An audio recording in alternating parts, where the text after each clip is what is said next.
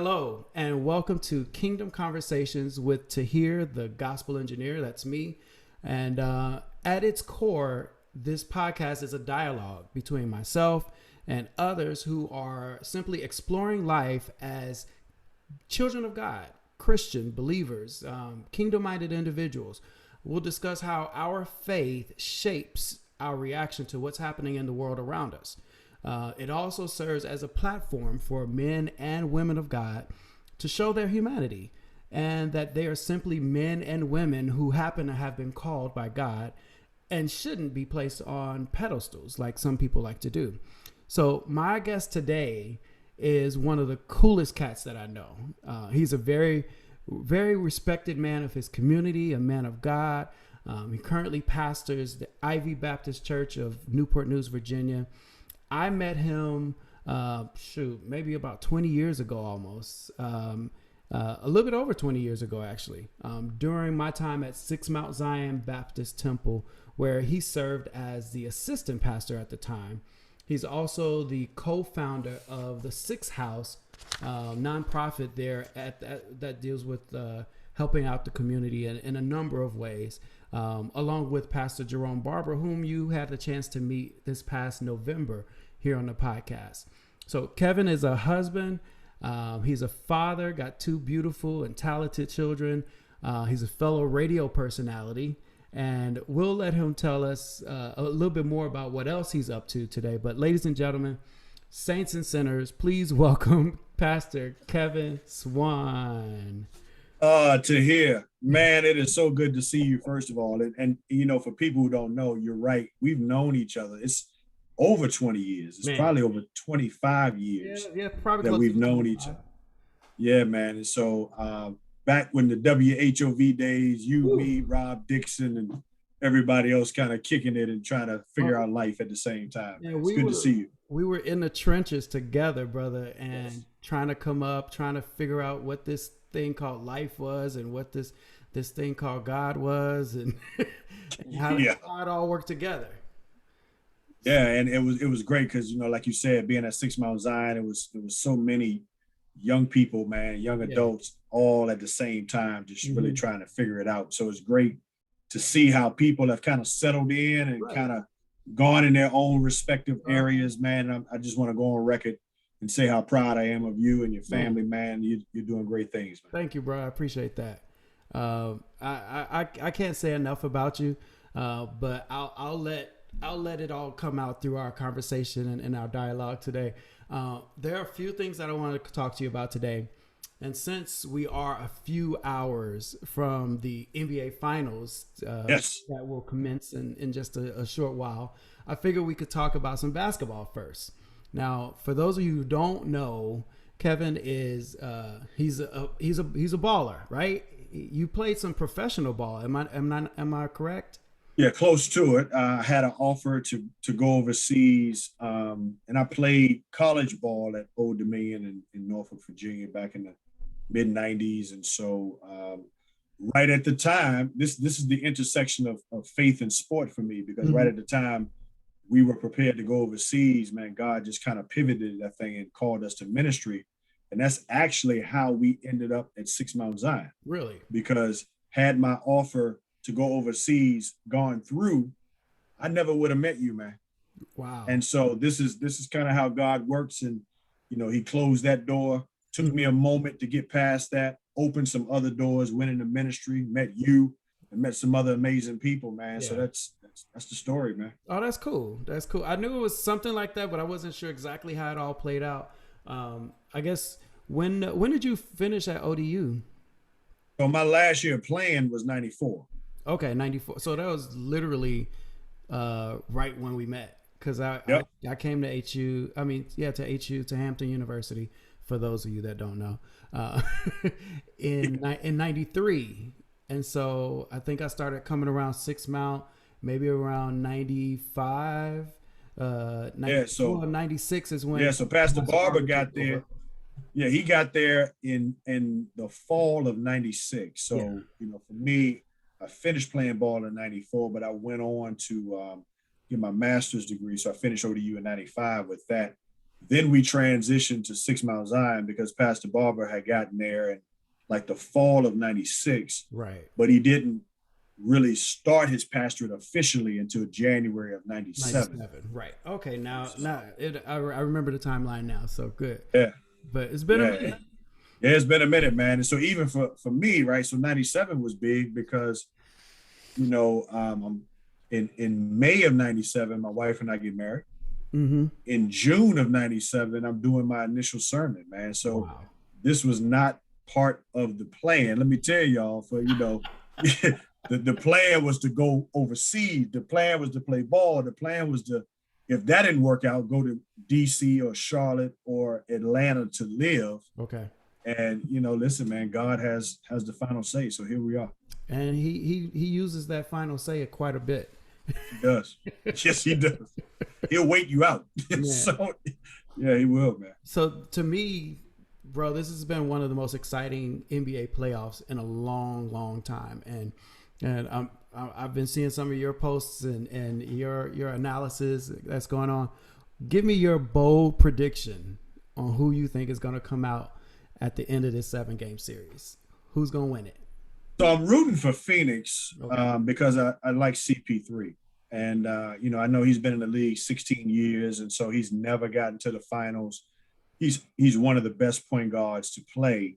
And I think for him to win the championship would really solidify him as one of the all-time greats.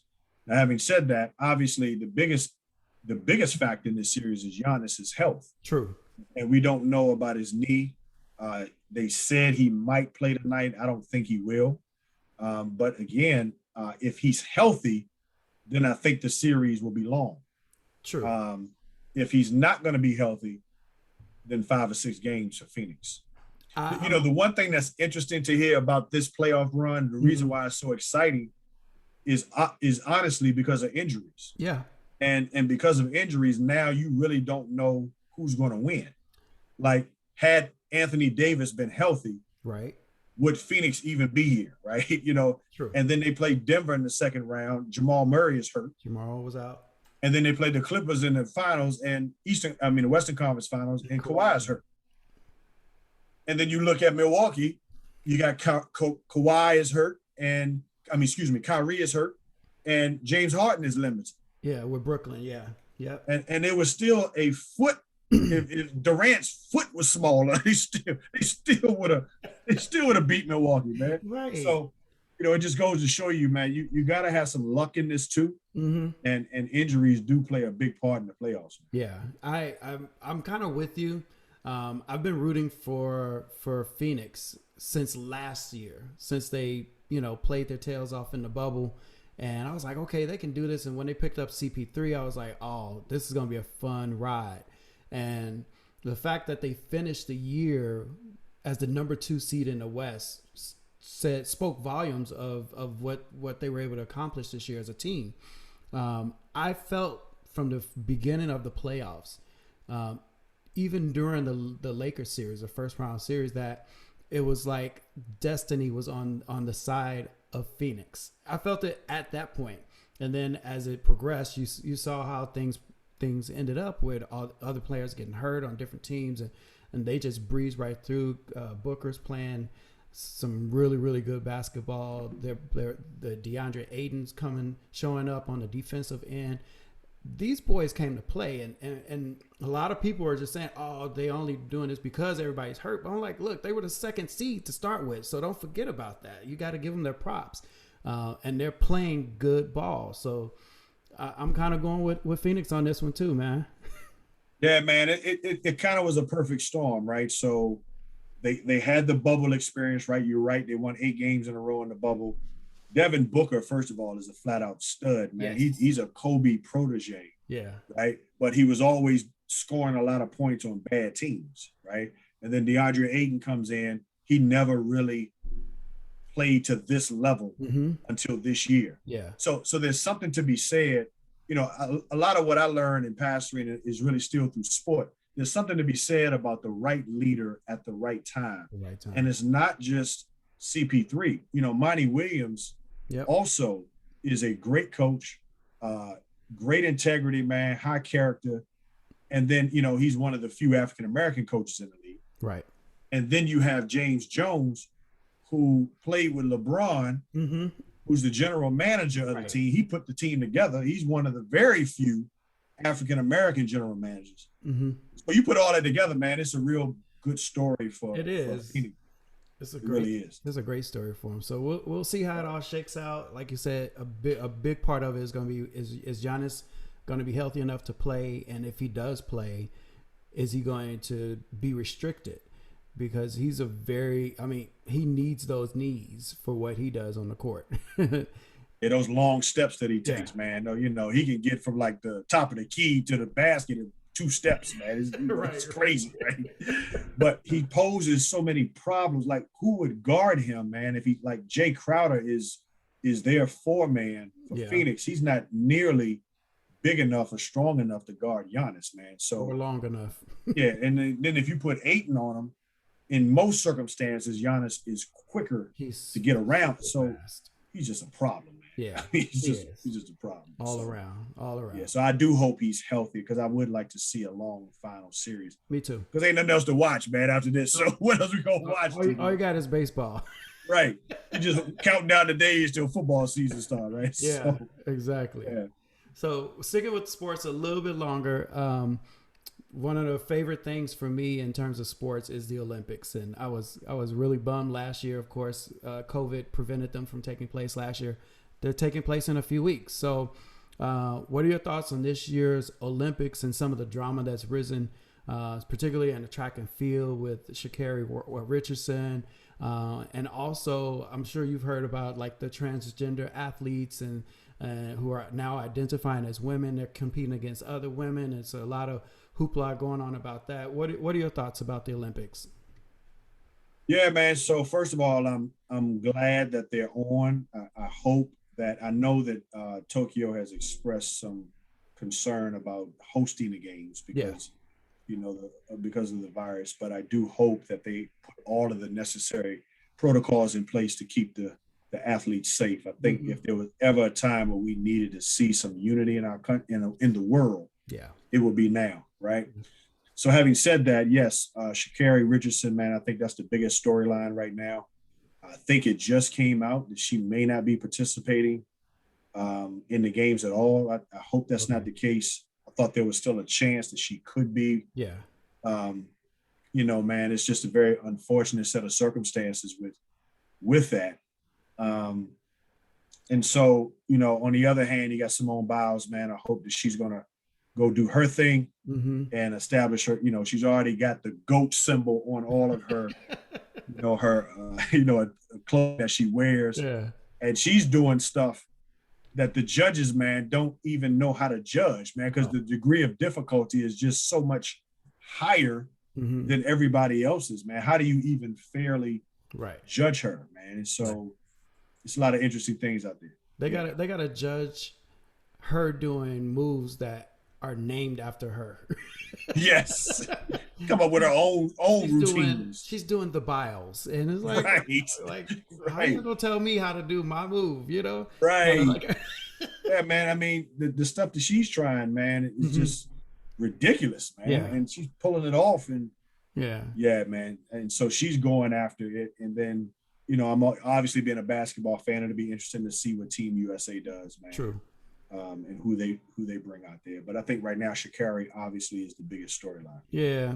I was, to be honest, I was really, really disappointed. I was a track and field runner in high school and city champion in the hurdles in Chicago, and what I got out of that, I thought it was, for lack of a better word, I thought it was selfish of her to engage in using marijuana, knowing that this could possibly impact her team as well as her own fate in terms of being able to run the 100. But now you're dealing with the 4x100 relay that's now, one man short or one woman short in this case. And so I thought that was a little, I call it selfish. I thought it was something that that totally could have been avoided. Now I understand, that she was dealing with the loss of her mother and felt that this was a release for her to be able to smoke the weed or whatever. But it's like, you got to think about the consequences, and all of that comes back to, she's only 21. So I do understand that she's young, she's going to make mistakes. The good thing is that because she's so young, she'll most likely have another opportunity in 3 years to participate in the Olympics. But man, I started following her like about a couple of months ago, and I was like, man, this girl is good. And I was looking forward to her going up against Fraser Price and all these other folks, because we got some really, really fast women this year competing for the 100 and the 200. And so I was really looking forward to her, and just her personality and just her swag and everything is just like on point. So I was looking forward to Richardson being there, but we'll have to wait 3 more years for on the Olympic stage. But you know, she'll still be available in 30 days for other competitions and all those things. So yeah, and you're right about that, Tahir. And I just think, man, there are 2 lessons here to learn from that. You know, one is I think the younger generation, and this is no bash on them, but I think the younger generation just knowing how to have coping skills and how to handle life when it hits you hard, right? Because life is going to hit you hard sometimes. It is. Like, you know, just understanding, like even in conflict resolution, man, you know, this generation, unfortunately, man, rather shoot you than, you know, let's work through this, right? It's a sad reality. That seems to be lacking. Yeah. And then the other part of it is, man, it's a classic example of, you know, we're all guilty sometimes of this, where in the moment, man, we get so consumed in the moment of our emotions that we oftentimes forget the bigger picture, right? What is the long-term impact of my decision? And so, like right now, all I can think about is my grief, my emotion, and I don't see down the line. And you know, sometimes there's a lesson in that too. You're right. And, you know, you also mentioned the transgender athlete. You know, I think this is a very sensitive subject, man. It's very difficult. Personally, I have problems with it. I'll be honest with you. You know, the transgendered person, you know, that those are the decisions that you make. And certainly, you know, we're not here to question your decisions. I do think, however, we do know, biologically speaking, that males have a physical advantage over females. Yes. And so that can cause some advantages in some cases. So, you know, I'm not here to bash transgender athletes, not here to bash the LGBTQ community in any way. But the reality is that if you're born a man, physically speaking, you probably have, in most cases, some advantages. In most cases. And it's, to me, it's really more of a matter of fairness to the other female athletes who have been training and working hard. And, you know, we're talking about money that's involved here. We're talking about endorsement deals. We're talking about scholarships, if you will. So all of these things are coming to the forefront. And it's just really unfortunate that some of the top, you know, female runners, and there's a weightlifter that I've been looking at. I can't remember her name off the top of my head right now, but the fact that they're able to come in and, you know, the weightlifter specifically, I mean, this is a big person, you know, and she's competing against women who are like a fraction of her size, but you know, how it's like almost like now they're forced to just fight for number 2 because there's such a demonstrative advantage to her because of her physical size, strength. And for 37 years, she's been training as a man. And now all of a sudden she's going to flip the switch, and now I'm a woman and I'm going to compete with other women. And it's not right. It's not right. It's tough, man. And then, you know, in all fairness, if you flip it around, you really don't see necessarily transgenders where the female switches over to the male side. Yes. Because it's not even going to be competitive. That's right? true. A transgender female competing in a male race has, you know, again, because of biology and it wouldn't work. I never So even thought about that, but yeah, you don't see that. yeah, so At least the it's media tough, doesn't man. talk about it, huh?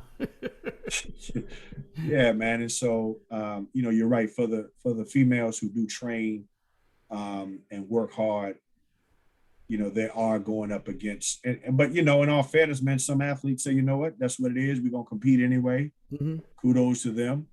Every advantage helps, Yes, right? it does. That's why, you know, doping is such a big deal because Hmm. it gives you an advantage, right? Right. So, you know, it's nothing more than that. No bash to the LGBTQ community. None at all. None at all. Um, I want to flip the switch, talk about something else. We are a few weeks removed from just having celebrated Father's Day. And I wanted to acknowledge that. And I also saw, and I don't know if you've had a chance to see the Kevin Hart movie, Fatherhood. That movie just really had me thinking about just first of all how fortunate we are, you and I at least, that we're not in that type of situation where we have to raise a child on our own. But the fortitude, the strength, the enduring spirit that he carried in that film was phenomenal. I thought it was great. So I want to talk about, you know, how has the journey for you been as a father, and what would you say is the greatest lesson that you've learned from being a dad? Yeah. So if I could speak to the movie just for a second, Sure. man, to hear my allergies was acting up in that movie, man. I was cutting onions. I was in the kitchen cutting onions, man. You know what I'm saying? I think mine was sweat. My eyes were sweating a little bit. Yeah, man. You know, I had a little, you know, little allergies, and I mean, it was a phenomenal movie. And I was very proud of Kevin Hart, man, for, you know, because we know him in a much different way, Right. right? The Right. comedian, the silly guy, but he really, in my opinion, went deep on this one, man, and show us a different side. I don't know if you have seen, you know, Jada Pinkett Smith does the Red Table Talks, Yeah. right? I don't know if you've seen the one that Will Smith and Kevin Hart Yeah. did. I saw that too. That's also a good one It too for was people who really haven't good. seen it, to check that out. But to your point about fatherhood, man, fatherhood has changed my life, man. We have a daughter, Cameron, who is she'll be 21 to here in December, Wow. and she is a junior in college. And then we have a son, Cole, who is 17. He's a rising senior now Okay. in high school. And man, you know, fatherhood changed my life, man, because first of all, I saw them both come into the world. You Yeah. know, so that right there changes your perspective, man. Mm-hmm. And just knowing that there is a life that is dependent on you, Yeah. and that now every decision that you make, a life is depending on your decisions. You're responsible. Yeah, man, it really forces you, if you're serious about it, right, Mm-hmm.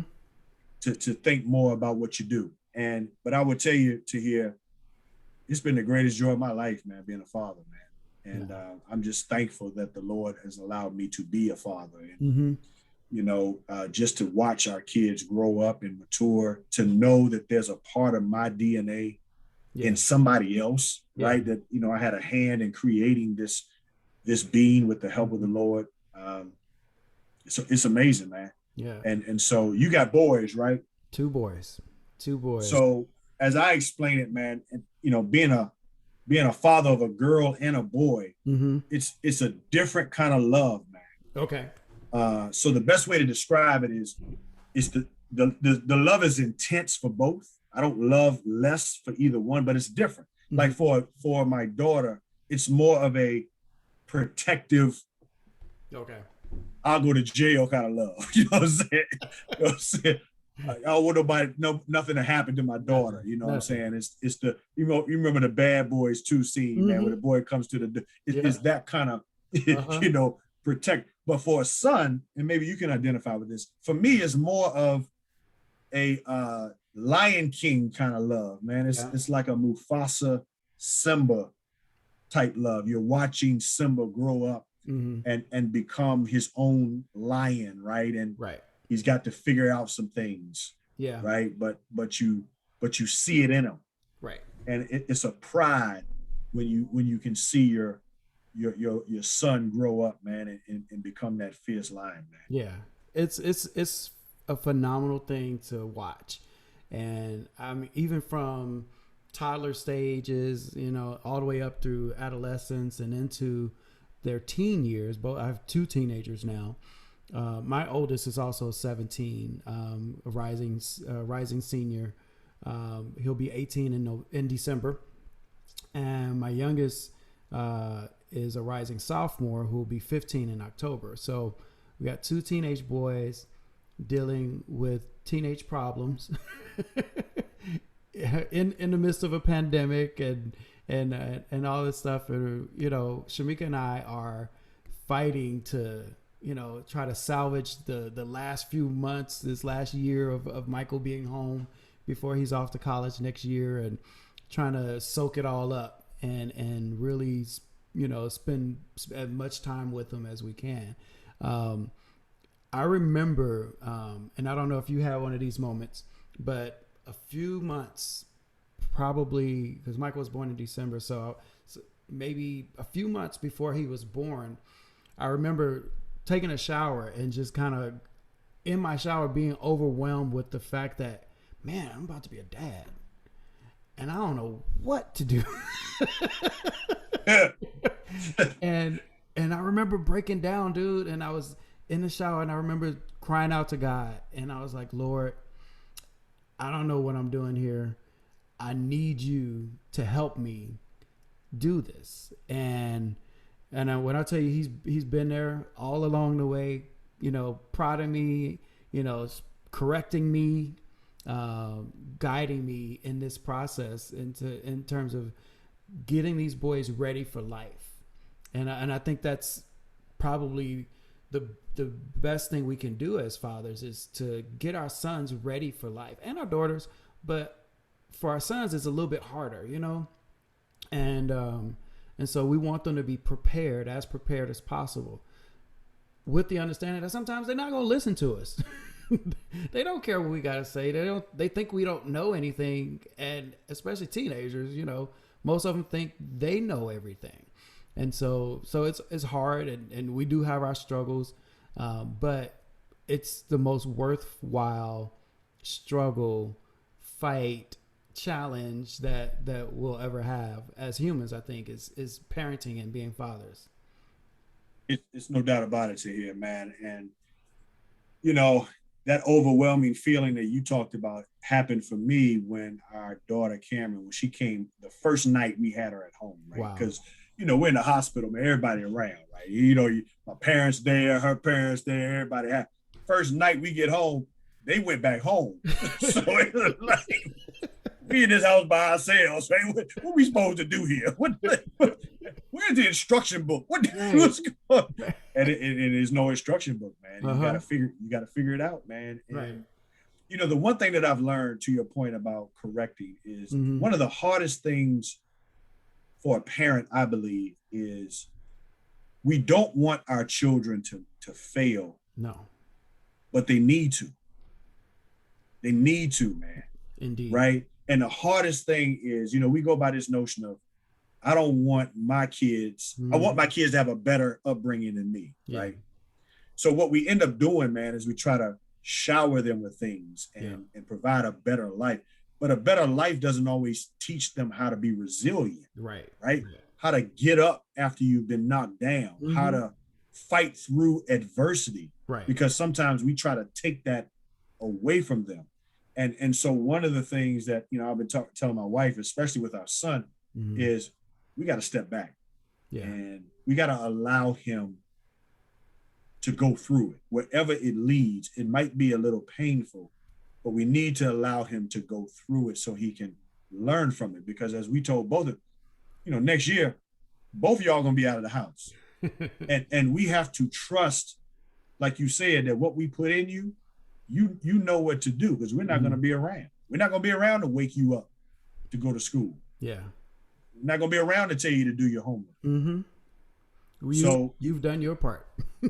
So if you get a C because we didn't tell you to study, then you have to deal with the consequences of that. And we've learned that sometimes, while it's hard because you want to step in, but sometimes you got to let them go through it, man. Yeah. No, I 100% agree. I've had many conversations with other friends about that same notion of we giving our kids more than what we had, and we want to spoil our kids just like God wants to spoil us. But at the same time, if they never have to work for anything, then they won't understand the value of that, and they won't understand what it is to go without, to struggle a little bit. And so I think we've, in some respects, done a disservice to our children on that topic, and hopefully it's not too late to correct. I feel like the biggest lesson that I've learned as a father was that I can't force my children to grow. It has to happen organically and ultimately when they are ready for it. And just like with potty training or walking, taking responsibility and being dependable human beings and productive members of society, is something that they have to innately feel ready to do. And so, of course, you don't want a 30-year-old still at home, still trying to get ready. But you give them opportunity to get ready. You give them opportunities to grow and to show what they're capable of. Because sometimes they have to prove to themselves that they can do it. And if they don't think that they can do it themselves, then that's when you get a lot of pushback and the apprehension. And so that's probably been one of the greatest lessons that I've learned in fatherhood. Yeah, that's good, man. And with our daughter, like I said, she's a junior now in college, but when she was a senior in high school, we told her, we're going to tell our son the same thing, that unless you get a full ride nearby, we don't want you within an hour of us, because we want you away to have to figure it out. Yes. Right. And you're going to need to figure it out. And so you might make the wrong decision, you make mess, but you still need to figure it out. And so now we see our daughter, like I said, coming home from this semester, even though it was COVID, she still had to go. Okay. We see the progression in her maturity, right? Wow. We see how her decision making and her thought process has matured. And that's because we're not there. Yeah. And you have to let them go through that, man. Mm-hmm. I've shared with a number of parents about, especially now that we have a lot of friends. I mean, we're in our 40s, and a lot of our friends have college age children, if you will, and struggled with letting their kids go away. And I'm like, no, let them go away. Like, for real. For me, it was one of the greatest things that one of the best decisions that I could have made was to go, what is it, like 1,200 miles away from home. I think Chicago's about at least 1,200 miles, maybe further than that. But the fact that I couldn't just run home, and I couldn't, just reach out to a family member or relative to bail me out of a situation or to help me through it, I was forced to process it myself, and not only deal with it myself, but depend and lean on God even more. So I got so much closer to God in college that, I mean, I've been saved since I was 9 years old, but when I got to college, I really found out what that meant. Tahir, and it's so true in that, because, the research shows that for those who do go to church in their upbringing, if there's going to be a shift, it's going to be a shift right after high school, right? Okay. So when you go off to college, again, grandma, ma ain't waking you up on Sunday saying you got to go. Yeah. You make that decision on your own, right? Mm-hmm. And so, one thing that's happening with my son, he's playing AAU basketball, and so he's on this travel team. Okay. And I have not this year, by design, been to as many away tournaments as I have in the past. And my son was like, "Dad, wait, are you coming to the tournaments?" Because he's got one this weekend. He's got to go to New Jersey and he's got two tournaments, New Jersey and Pennsylvania. He's like, "Are you coming?" I was like, "No." And it's not because I don't want to be there. It is because I want him to understand that now that you're getting closer to graduation, that some of the things that you're going to do and have to do, you're going to have to earn on your own. Right? Yeah. Daddy's not going to always be there to help you out. Mm-hmm. And so when you come back, I want you to come back with a story of what you earned And that would be helpful. I'll tell this quick story, man. Yeah. So my son, when he was playing, and this is, you talk about generational curses and blessings. So I did this to my dad, and then I did this to my son. Okay. So my son, he was in Little League football or something, and they lost, and he came home and he was like, "Dad, I want a trophy." And, because nowadays, everybody gets a trophy, participation trophies, right? So I took his when they had the banquet, the participation trophy. Like, what'd you take my trophy for? I said, because you didn't win. And he was upset about it for a little bit, right? Yeah. And then later he came back to me and said, I understand what you mean. Like, sometimes in life, even though you put your all into it, that doesn't mean you're going to win. Yeah. It doesn't mean you're going to get a trophy. It doesn't mean you're going to get a pat on the back. You got to keep working.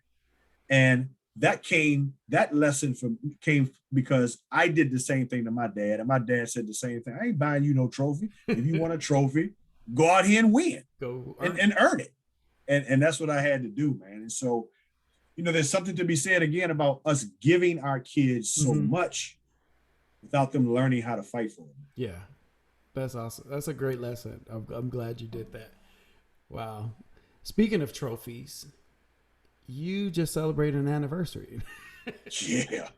And it's not a demeaning term to say that Tatrice, I'm not calling her a trophy wife because she is so much more than that. How many years now for you guys? Yeah, man. So May 3rd, we celebrated 24 years. 24 years. Wow. Yeah, man. So next, awesome. It's hard to believe, man. And I tell everybody to hear, I think you could probably say the same thing. I'm married up. Oh, yeah. I just told some people that the other day. My kids was like, what? What does that mean? I don't mind saying that. I'm married up. My dad told me, Lord, she said, son, if you're going to marry somebody that's smarter than you, yes. that can take care of you if something go on, that can push you to be a better man. Yeah. And my wife has done that for me, man. That's awesome. Now, yeah. I was thinking about, because we this past May, we also celebrated 21 years. And so I was like, I don't think we had a clue of what it would be like to be married over 20 years to the same woman. When we said I do. And because for me, I've seen so many people around me get married and get divorced, some of them more than once, even, now at this point of our lives.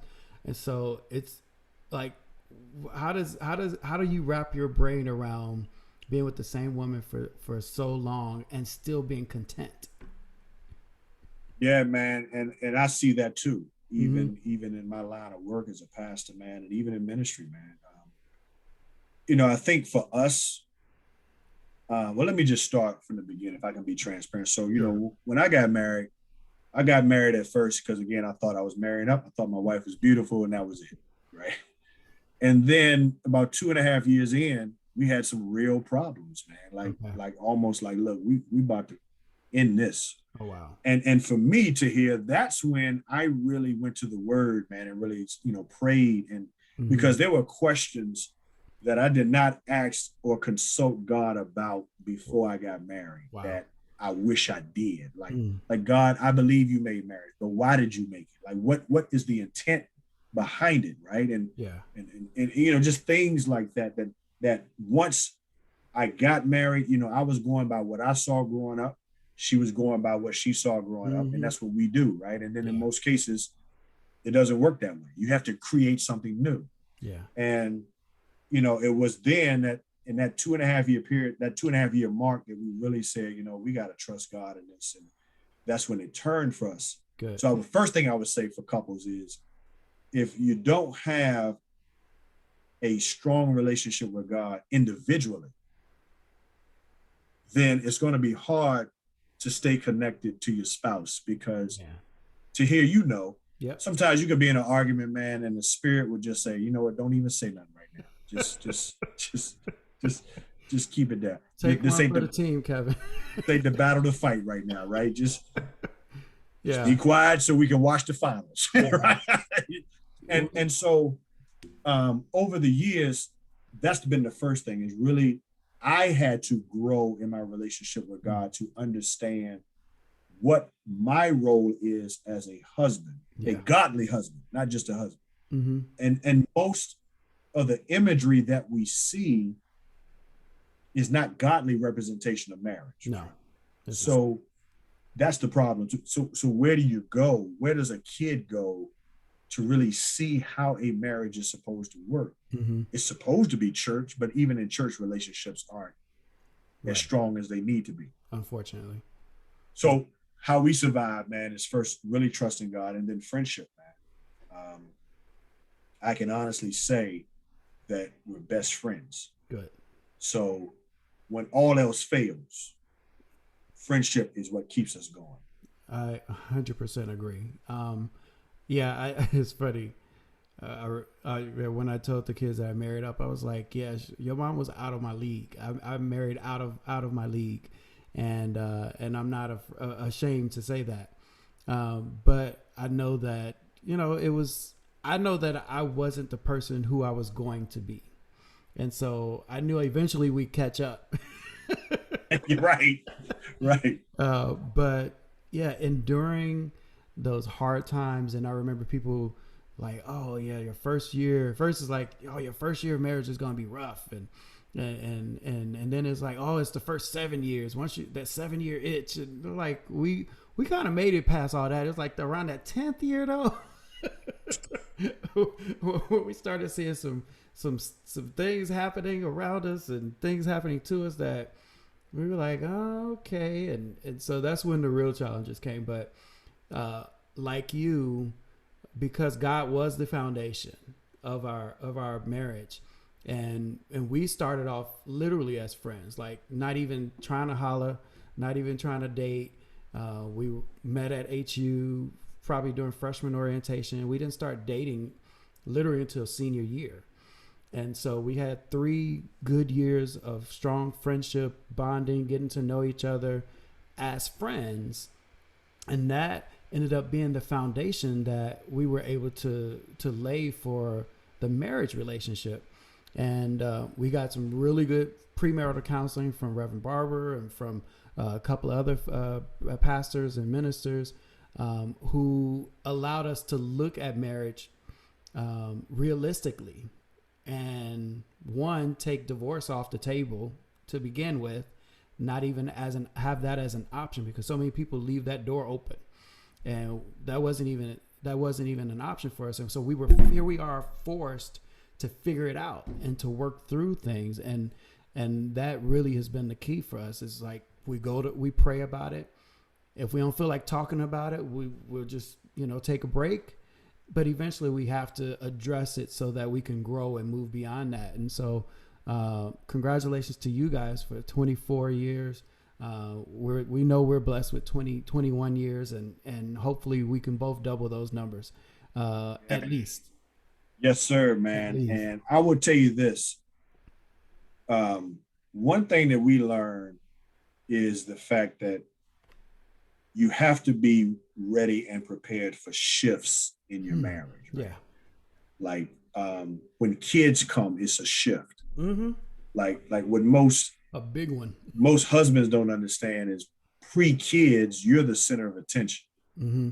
Post-kids, the kids are the focal point, right? Yeah. And sometimes you have to shift and adjust to that, right? You have to adjust to aging. You have to adjust to health situations. My wife, right after the birth of our first daughter, she died. She came down with breast cancer. Yeah. So that was a shift. So one thing that we do now, every anniversary without fail, is we go out to dinner and we have a conversation like this, Tahir. We ask each other, okay, where are you now? Right? Where are you now in terms of how you think, how you see the world, what you're passionate about, how you want to be loved? Yeah. Because the person that is across from me now isn't the same person that. Exactly. I mean, in the body, you're the same person. Yeah. But I'm not the same person that I was 24 years ago at that altar. So I need to know where you are now and where you're going so I can love you in a way that fits that. And I think for a lot of people, man, couples aren't able to make the shifts. So you're loving me based on the 10 years ago me, right? But not where I am now. Right. And that's hard for some couples to adjust, but you have to, because everybody's changing and evolving. Nobody's staying Yeah. the same. No, I love that. It's good to do those checkups, Yep. check in and check up on your marriage.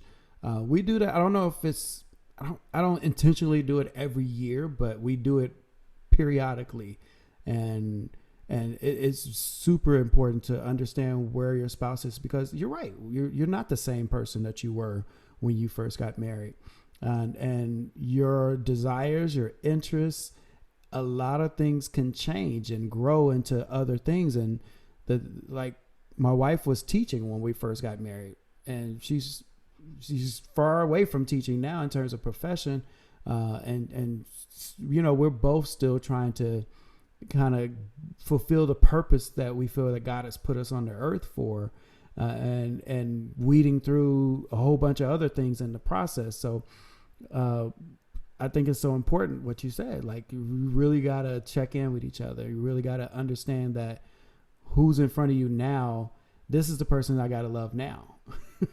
I can't be in love with the you from 20 years ago, because you've drastically moved on from that person, and you've added to that.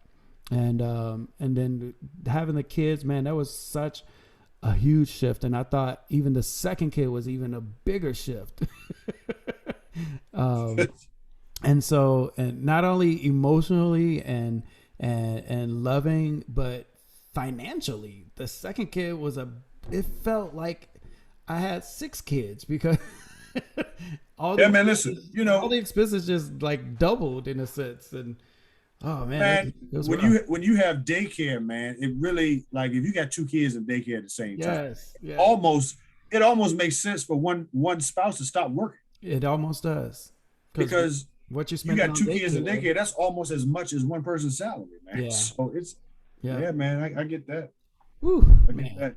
And so the shifts and communicating that, because I can't love you the way I want to be loved. That's sometimes where marriages go wrong, right? So I have to love you the way you want to be loved. Exactly. And I need to understand where you are so that I can love you that way, right? And so sometimes we don't do it that way. We love as long as it's what we desire. Yeah. Right? Don't work that way. Not as love on their terms, not on yours. Right. I'm in counsel with couples. I call it, giving somebody the steak knife, right? You don't give them the sharp end. You give them the handle. Yeah. Right. So you have to turn it around and give it to them in a way that they can receive it. Or else you could be saying, I love you all day long, and the other person not really feel that, because they don't sense that you're really meeting the needs that they have. Right. And so that's why it's important to really speak on it. And I say this I want to say this to the brothers. Mm-hmm. A lot of times, man, brothers don't really speak on what they need in a relationship. A lot of times we just say, oh, I'm good. I don't need it. But you do have to communicate. Yeah. And speak on where you are and what you need. And, otherwise you'll find yourself either isolated, yeah, or drifting. One of the two. The partnership needs both people to cooperate and to work together for it to work. Otherwise, somebody's going to be upset. Somebody's going to be disappointed. Somebody's going to be hurt. And so great advice, man. Thank you. Thank you for sharing that. Now, I can't even begin to imagine like leading a large community-minded congregation in the midst of a pandemic. How did you deal with that, man, at Ivy, and how were you able to adjust and still meet the needs of the people and be everything you needed to be for your family too at the same time? And I think you also got involved with some of the larger citywide efforts in terms of peacekeeping and dealing with the racial uprising as well. How did you do it all? By God's grace, man, I would tell you it was arguably the most, and we're still not out of it. Let's just be honest. No. It's been, from the COVID side. Let me address that first. Yeah. It's probably the most challenging time of my tenure as a pastor, because we had to make the decision on a Saturday night at 6 o'clock to not have service the next day. Wow. In person. Yeah. Right. And we didn't have another service in person for 15 months. Wow. We just went back in June in a limited capacity. Yeah. So we had to reinvent ourselves literally as we went along, going from a predominantly in-person model to where we still stream the service for people to now completely streaming with nobody in the building. And now we're coming back in, and now we are a hybrid model. Yeah. So it's still evolving. And yes, it was at times very stressful, man, but God has been faithful to our congregation, man. We still had ministry moments. People were still joining. People were still getting saved, man. God blessed us even in the midst of it. So I give praise to him. But from a leadership perspective, man, there was some times where I will admit, it was like, God, I don't know what's going on, but we just gonna figure it out as we go. And then on top of that, you had the George Floyd, the racial unrest. Yes. And that obviously added, man. But I will say the flip side of that is, man, I had more racial conversations with white pastors and faith leaders than I have ever had in my 15 years of pastoring. Wow. Since that whole incident. So while it was horrific, it did at least open the door for some much needed and long overdue conversations. Awesome. That is such a good outcome from a totally crazy, and senseless incident that took place. And I kind of saw myself in that same vein of having those conversations with people who wanted to know and people who wanted to understand, and not just in a placating type of way, but like the people that I saw and people that I talked to were genuinely wanting to be a part of the solution and not part of the problem, or they weren't trying to just make excuses or just cover bases. No, they really wanted to know, okay, is what I'm doing not productive, and what is it that I can be doing to be more productive, to be more understanding, and I my hat goes off to anyone who was in that position like me, trying to bridge the gap, if you will, and to show, okay, first of all, you know me, first of all, and I'm not like everybody else. So understanding that we're not a homogenous group of people, that just like you and everybody else of your ethnicity, you're going to have different likes, different wants, different desires, different modes of coping, different ways of doing things. And so it was a really fascinating time. It was hurtful, yes, but there was a lot of growth that came out of it. And even from a law enforcement perspective, there was a lot of things that we had to uncover, a lot of things we had to deal with internally, to understand what was happening within the ranks of LEOs all over the country. And so it was such an interesting time frame. And like you, I think we were out, our church was out at least 15, I think 17 months. I think we did, because we literally just started going back. What's this, June, July now? I think we started going back early, right before Father's Day. And so they did some outdoor services. They, did a lot of streaming weekly, but it felt weird going back into the building for the first time, even though it felt great. But it was like, there was a timidity about it, a timidness about it, where you're like, okay, is this good? Is it safe? Am I going to be okay? Yeah, man, listen. And what I know is that the hybrid model is here to stay, because we did a survey and some of our members said, quite frankly, we don't plan on coming back. Mm-hmm. So now that's the next step of the church, right? Like, yeah. how do you minister to people who may never step foot in your building? Wow. Who still say that they're connected to you. Mm-hmm. but won't step foot in your building. So that's the next step of the evolution of, which really fulfills the Great Commission in Matthew 28, go into all the world, right? So technology allows you to do that. But let me get back real quick to the conversations of race, man, because I don't know about you, man, but I ended up being exhausted having these conversations.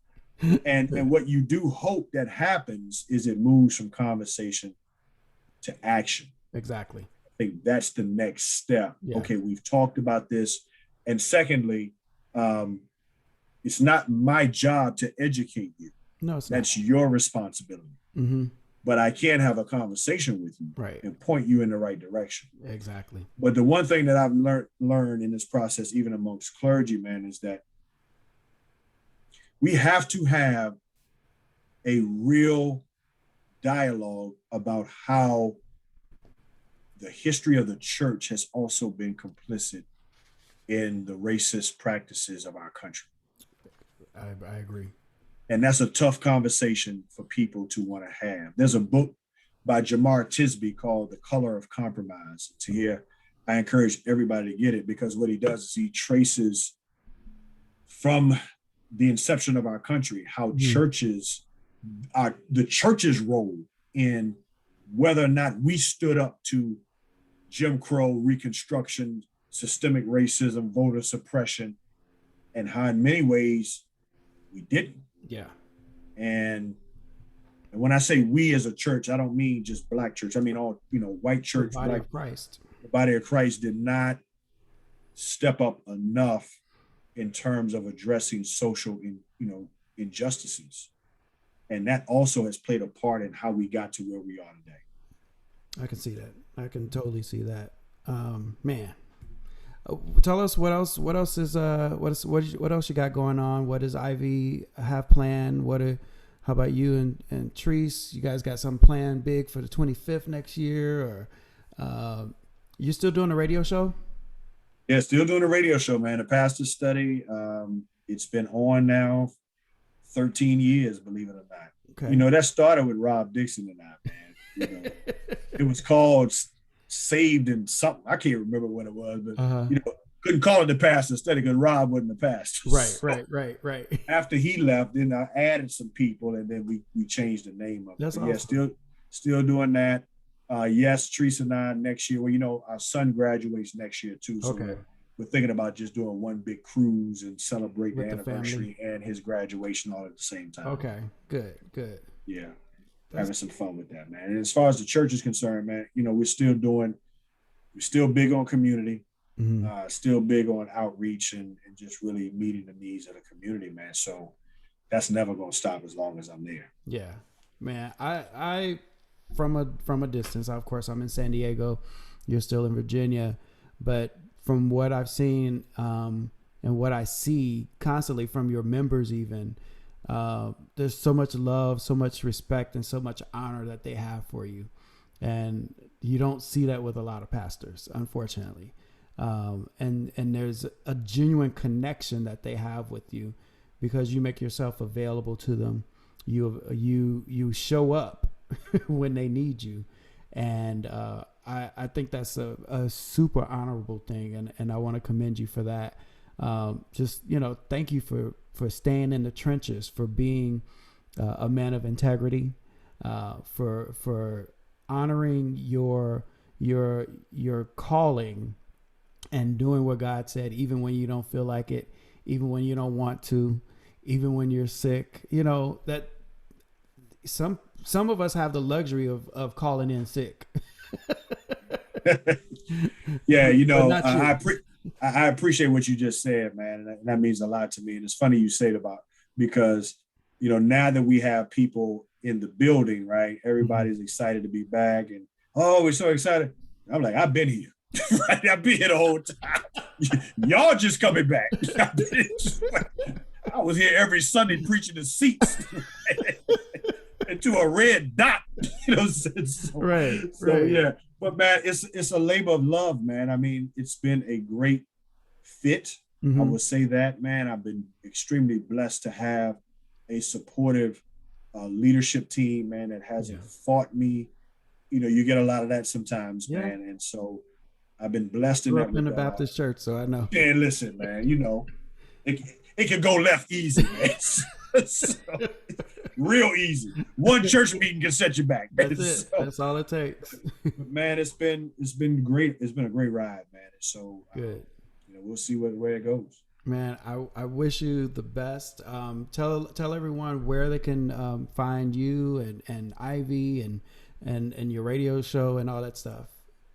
Yeah, so for the church, we're on all social media outlets: Facebook, Instagram, Twitter.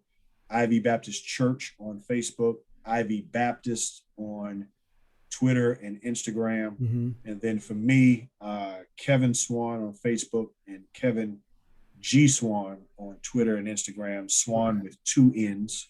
Good. And then the Pastor Study radio show. So it's on WHOV 88.1, which is Hampton University station. That's local in Hampton Roads, but it's also on iHeartRadio. Yes. Which is worldwide. And then we also do a video version on our Facebook page, the Pastor Study. Cool. I didn't know that. Check that out as well. Every Tuesday at noon, it comes out. Awesome. Well, thank you so much. And listen, man, Yo. San Diego is heaven's, God's country, man. It's beautiful out there. Man, last time we went out there, I said, man, I don't want to come home. So, we did our honeymoon at Oceanside. Oh, did you? Not, man. Okay. Yeah, which is not too far from there, man. But I remember the last time I went to San Diego, I said, man, this place is amazing. We used to come down and visit for like weekends, birthdays, anniversary celebrations. Gosh. And I used to always be like, man, I would love to live here. And I just always thought maybe like retirement, but here I am, we've been here for 5 years now. And we love it, dude. We love it. So it's just like man. All of the amenities and accoutrements, if you will, of Los Angeles or any major city, and half the traffic. Yeah, I'm about to say, you got to deal with the traffic and still got the Southern California weather, and it's beautiful, man. Yeah. Man, kudos to y'all, man. So happy. I wish we had moved here a long time ago. But we appreciate your time. We appreciate you joining us today. Thank you so much for just offering your opinion, your advice, your counsel, your perspective. And so we just want to thank you and thank you all for listening, for joining us on this podcast. Of course, you're watching it. If you're watching it on YouTube, but it's also available on audio platforms, Spreaker, iHeartRadio, Spotify, Apple Podcasts, Google Podcasts, almost everywhere that you engage and listen to podcasts. We encourage you to subscribe, follow us, and be ready for the next one that'll come out. So until next time, God bless you, and we'll see you soon. Thank you, Kevin. Love you, man. Thank you for the opportunity.